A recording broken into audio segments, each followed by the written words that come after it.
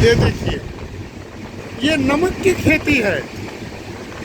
ये सामने मैं दिखाऊंगा आपको नमक की खेती। यह देश अद्भुत है, इस देश को पहचानिए। यह जोधपुर से जयपुर के रास्ते में, ये भूखंड में झील से निकला हुआ यह जल नमक का निर्माण कर रहा है। वही नमक जो जीवन के तत्व को बचाता है, पोषण तत्वों को बचाता है और स्वाद भी देता है। राजस्थान जिसे हम बीमारू प्रदेश कहते हैं, पिछड़ा प्रदेश कहते हैं, मरुस्थलीय प्रदेश कहते हैं, वहाँ भी प्रकृति ने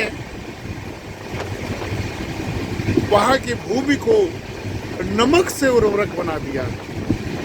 जी हाँ साथियों, यह सांबर झील आने वाला है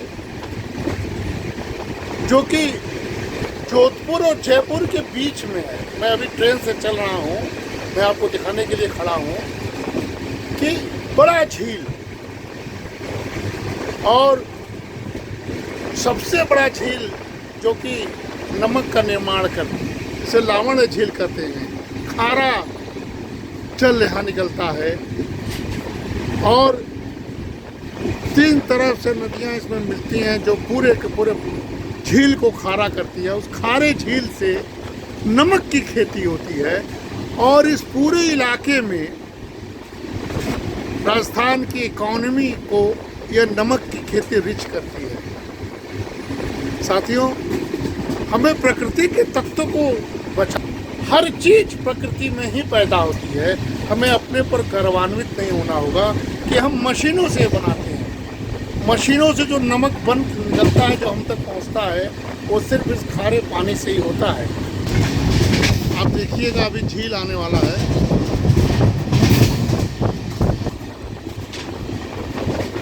अद्भुत है, अद्भुत। दोनों साइड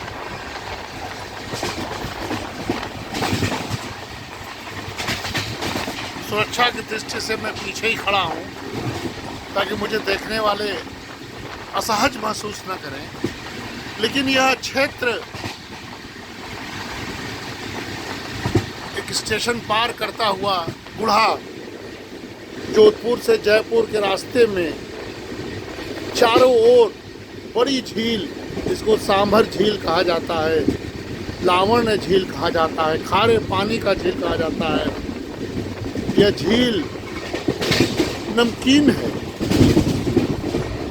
खारा है, लेकिन उस खारेपन का प्रोडक्ट क्या है? नमक है।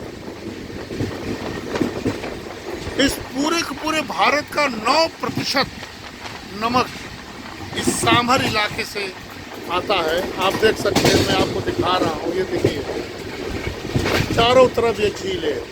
ये झील है और ये नमक प्रोडक्शन का सबसे बड़ा फैक्ट्री है साथियों, सबसे बड़ा फैक्ट्री है नमक प्रोडक्शन का। 9% नमक पूरे देश का इस क्षेत्र से आता है।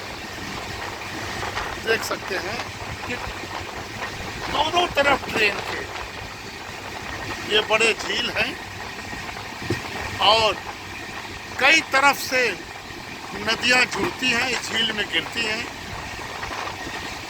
और ये झील जिसे प्रकृति ने निर्मित किया है, राजस्थान की धरती जिसे हम मरुस्थलीय कहते हैं, उस मरुस्थलीय धरती पर झील का होना और उस झील में नमक का उत्पादन होना अपने आप में प्रकृति का कमाल है, हमारा कमाल नहीं है। और मैं बता रहा हूँ कि ऐसे अद्भुत आप चीज़ों को देख सकते जब आप ट्रेवल करेंगे, घूमेंगे, हर विधा से घूमेंगे। जोधपुर के बीच में यह पूरा क्षेत्र पर्यटन का भी एक स्थल है। यहाँ पर पक्षियों का एक बड़े पक्षियों का समूह भी आता है जिसे देखने लोग आते हैं। और साथ ही साथ पूरे देश का 9% हमने कहा नमक इसी क्षेत्र से बनता है। फैक्ट्रियों के सारे हमारे घर घर तक पहुँचता है। राजस्थान की इकॉनमी में इसका बड़ा हिस्सा है।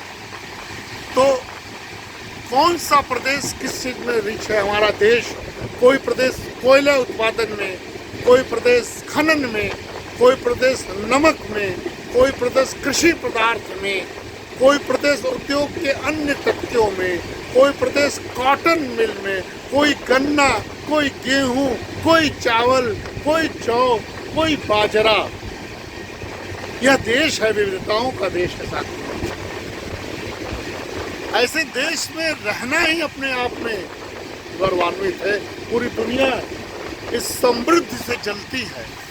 भारत से ईर्ष्या करता है कि भारत में हर प्रकार का मौसम, हर प्रकार का उत्पादन, हर प्रकार का समृद्धि का स्रोत मौजूद है। मैं आपको दिखाने के लिए खड़ा हूँ कि मैं आनंदित हो रहा हूँ कि ये खेती हमने सुना है।